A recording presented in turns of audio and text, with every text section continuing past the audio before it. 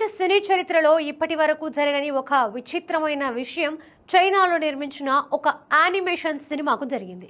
చాలా తక్కువ ఖర్చుతో రూపొంది ఏకంగా 20 కోట్లకు పైగా వసూళ్లు సాధిస్తూ అందరినీ ఆశ్చర్యానికి గురిచేస్తోంది. చైనా భాషలో రూపొందిన నియులై 86 నిమిషాల నిడివితో రూపొందిన ఈ సినిమా ఇప్పుడు ప్రపంచవ్యాప్తంగా చర్చనీయాంశంగా మారింది.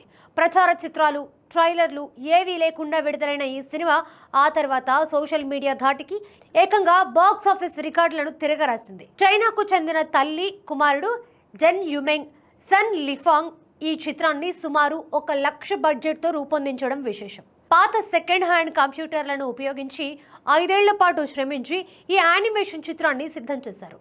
ఓ చిన్న దూడ, స్కైలార్క్ పక్షి మధ్య జరిగే కథతో ఇది తెరకెక్కింది. ఆగస్టు ప్రారంభంలో ఈ చిత్రం విడుదలైంది. మొదటి 10 రోజుల్లో కేవలం 1 లక్ష మాత్రమే వసూలు చేసి డిజాస్టర్ టాక్ తెచ్చుకుంది.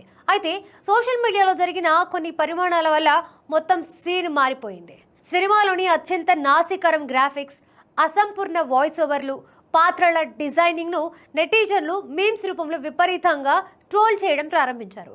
దాంతో అసలు ఈ సినిమా ఎంత చెత్తగా ఉందో మనమే వెళ్ళి చూడాలి అనే ఆసక్తి ప్రేక్షకుల్లో పెరిగిపోయింది. నెటిజన్లు చూపించిన ఈ నెగటివ్ క్యూరియాసిటీయే ఈ చిత్రానికి ఊహించని పబ్లిసిటీగా మారింది. ప్రేక్షకులు పెద్ద ఎత్తున టికెట్లు కొనుగోలు చేసి థియేటర్లకు క్యూ కొట్టడంతో ఇప్పటి వరకు 15 మిలియన్ యువాన్లకు పైగా, అంటే భారత కరెన్సీ ప్రకారం 20 కోట్లకు పైగా కలెక్ట్ చేసి సంచలనం సృష్టించింది.